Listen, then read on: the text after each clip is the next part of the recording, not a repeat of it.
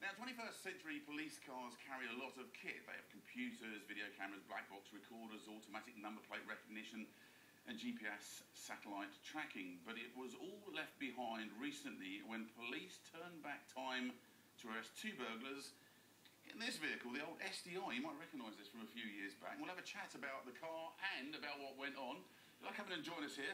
This is Dave Butler and crew. Would you like to introduce your colleagues to us?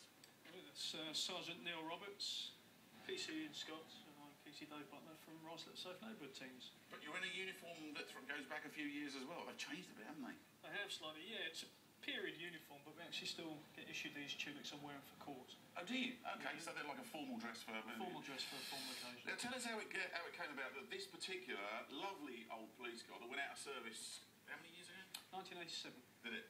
And how come you ended up making an arrest in this? We were taking it to a charity event, one of many police cars, classic police cars that I own. We received a call on our personal radios from a colleague asking for assistance. They had three burglars who made off from them up some local roads. So Sergeant Neil Roberts, who's an advanced driver with the Metropolitan Police, decided to take this old girl, as it was the only police figure we had available at the time, to the call, to the assistance call. Right. So we made haste. Ended up detaining one and then eventually detaining the other two in someone's front garden. Well, they'd be surprised to suddenly find themselves being arrested by this. It's a bit like going back in time, isn't it? They were just a bit, yeah. They did think we were filming, but they thought we were fairly serious when we put their hands behind their backs. Yeah, I can imagine they did. What's it like to drive? Because these things, if I remember rightly, they're a bit loose in the rear end, weren't they? I think they were a nice car, personally speaking. Yeah, yeah.